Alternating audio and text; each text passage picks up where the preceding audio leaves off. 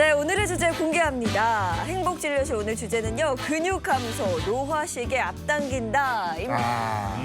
아까 홍효진 씨도 운동 얘기하면서 근육 얘기 잠깐 했는데 글쎄 어떤 점이 특히 걱정이 되세요? 뭐 우리 나이에 근육 걱정이면 뭐 그거 아니겠어요? 뭐 젊었을 때부터 운동을 해와서 좀 나은 편인데 근데 이상하게 나이 들수록 아무리 운동을 해도 이게 출렁출렁하고 우물우물하고 확실히 달력이 떨어집니다. 맞아요. 그러니까 우리 남자들도 딱 옛날에 하면 딱딱하지. 그런데 요즘은 했잖아요. 말랑말랑한데 그 운동을 또 해요. 그러면 하는데도 계속 말랑말랑 한단 말이에요 이게. 근데 이게 문제가 근력 운동 같은 건 꾸준히 하지 않으면 힘들어서 못해요. 조금 하다가 너무 힘들거든 이게. 빨리 지치죠. 그리고 막 온몸이 돌아가면서 아파요.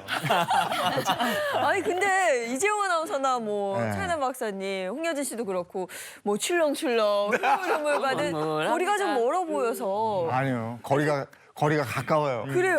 근육 조금 빠졌다고 이렇게 걱정할 일인가 싶은데요. 네, 그 근육 조금 빠졌다고 생각하시고 사실 또 근육이 없다고 하면 우리가 그냥 신체가 야였다 이 정도만 생각을 하시는데요. 거기서 끝나는 게 아니고요. 근육이 빠지기 시작하면 만성 질환의 위험성이 높아집니다. 그렇기 때문에 이제부터는 근육 빠지고 근육 감소한 거를 질병의 범주에 놓고 관리하시고 신경을 쓰셔야 됩니다.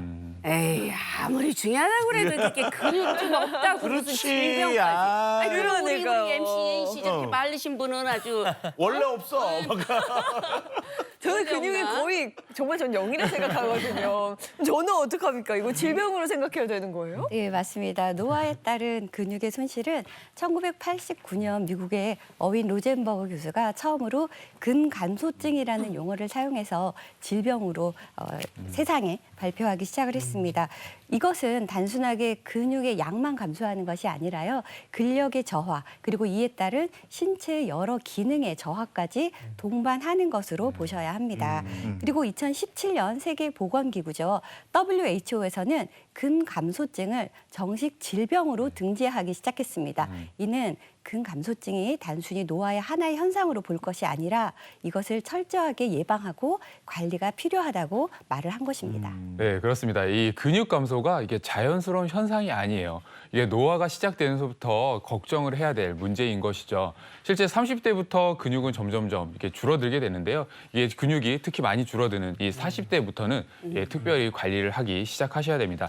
40대 이후부터 이렇게 급격히 줄어드는 근육은 80대에 이르면 이 30대의 절반가량밖에 남지 않는다고 하거든요. 야, 아니 40대부터 줄어들면 제가 이제 6학년 들어가서 그럼 몇 퍼센트가 줄어든 거야? 계산해서 뭐예요? 계산해서 맘만 아프지. 아니 그런데 또 생각을 해보면은 왕년 왕근육의 대명사 이 아놀드 형님이나 이 실베스타 형님들도 요즘 사진 보면 다 빠졌거든요. 맞아요. 이거 나이 먹으면 자연스럽게 빠지는 거고 가는 세월에 거스를 수 없는 현상 아닙니까 이거? 우리가 시간을 어떻게 거스를 수는 없지만 줄어드는 근육의 이 가속도만큼은 잡아낼 수가 있거든요. 노력만 한다고 그러면. 이 근육이 감소하기 시작하면 당뇨라든가 고혈압, 대사증후군의 위험도가 2배 이상 높아지고요. 이로 인해서 사망의 위험도까지 높아지게 되니까요. 우리 근육 감소하는 것만큼 꼭 막으셔야 됩니다. 근데 아까 아놀드 슈왈제네거, 네. 뭐 실베스타 스텔론 얘기하셨지만 우리 나라로 들어오면 추성훈 씨나 그렇죠. 차인표 씨 같은 경우에는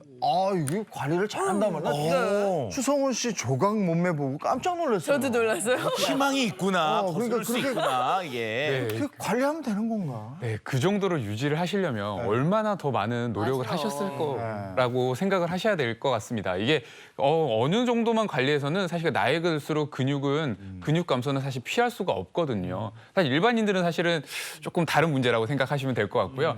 우리가 이제 그렇기 때문에 근육이 감소하는 신호를 빨리 캐치를 해야 됩니다. 그래서 오늘 준비한 게 근육이 부족할 때 나타내는 SOS 신호를 한번 퀴즈로 준비해봤는데요. 한번 맞춰보실까요? 근육 부족 메시지 좋은데. 이게 같이 이렇게 의자에 앉으면 느낄 네. 수 있어요. 저렇게 앉아 계신 분들 양 옆으로는 되게 불편해요. 아니 저 지하철 타고 저러고 네. 있으면 정말 꼴불견이고요. 네. 쪽벌람, 제가 다 화끈거려요. 아니 저기 그거보다도 저 앞자리에 같이 앉아 있으면요 앞을 괜히 못 보겠는 거 있잖아요. 맞아. 저건 그냥. 근데 저게 어떻게 근육하고 연관이 있는 내용인지. 그리고 쪽벌람하고 근육하고 관계가 있는 거예요? 네, 보통 이제 나이가 드시면서 본인도 모르게 다리가 이렇게 점점점 벌어지시는 분들이 계세요. 그래서 뭐 사실 쩍 벌려 이렇게 이제 말씀을 드리는데 굉장히 좀 사실 민폐이기도 하죠. 그런데 이렇게 다리가 벌어지는 신호가 우리 몸이 보내는 SOS 신호일 수 있습니다.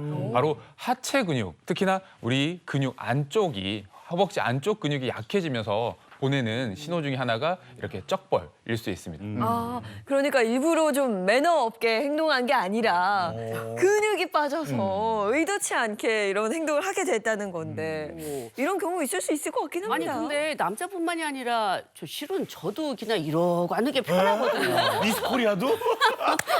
아니 근데 나도 모르게 다리 사이가 벌어지면은 도대체 어느 쪽 근육이 이렇게 줄어들어서 그럴까요? 네, 일반적으로 나이가 들게 되면 이제 다리 전체적으로 근육이 약해지게 되는데요.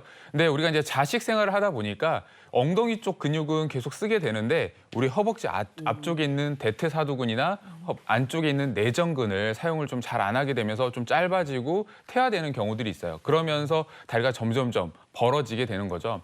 이게 특히 대퇴사두근은 허벅지를 구성하는 굉장히 큰 근육이고요. 무릎 관절까지 이렇게 감싸고 있는 근육입니다. 그렇기 때문에 대퇴사두근이 약해지게 되면 이 관절에 통증이 생길 수 있고 이게 관절 흐름이, 그러니까 움직임이 조금 부드럽지 않을 수 있기 때문에 꾸준한 관리가 필요하고요. 그리고 허벅지 안쪽에 지나가는 골반부터 허벅지 안쪽 그리고 허벅지 뒤쪽으로 지나가는 이 내전근이라는 게 있거든요.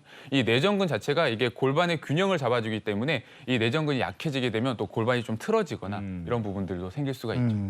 그러면 이제 다음번부터 쪽벌남들 보면 아이고 저 인간 이제 근육이 다 됐구나. 아이고. 안쓰럽구나 이렇게 생각하면 될 것 같아요.